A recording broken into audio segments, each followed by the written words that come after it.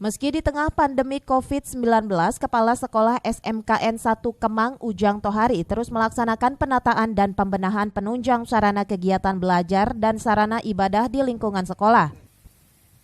Selain itu, pihak sekolah juga telah melakukan koordinasi dengan pemerintah kecamatan, pemerintah desa maupun warga sekitar untuk membangun sekolah ini menjadi lebih baik.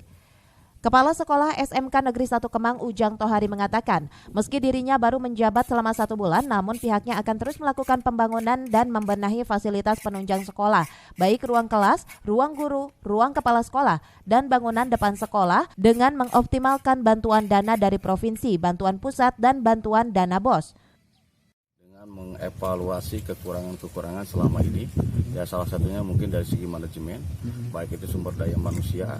Kemudian yang kedua, kita pembenahan dari segi sarana prasarana ya dalam rangka pemenuhan kebutuhan pelayanan yang maksimal kepada siswa kita supaya anak-anak kita di sini merasa nyaman, merasa betah dan merasa aman. Dan saya yakin kalau sekolah itu sudah seperti itu, maka langkah awal sesuai dengan kebijakan dari Provinsi Jawa Barat, alhamdulillah untuk tahun ini SMK Kemang diberi kepercayaan mendapatkan bantuan ruang praktik siswa untuk kompetensi keahlian teknik bodi otomotif. Ini adalah salah satu jawaban karena selama ini kita memang kekurangan ya, baik itu ruang kelas baru maupun ruang praktik. Dari Kemang, Kabupaten Bogor, Suhanda Abrizi melaporkan.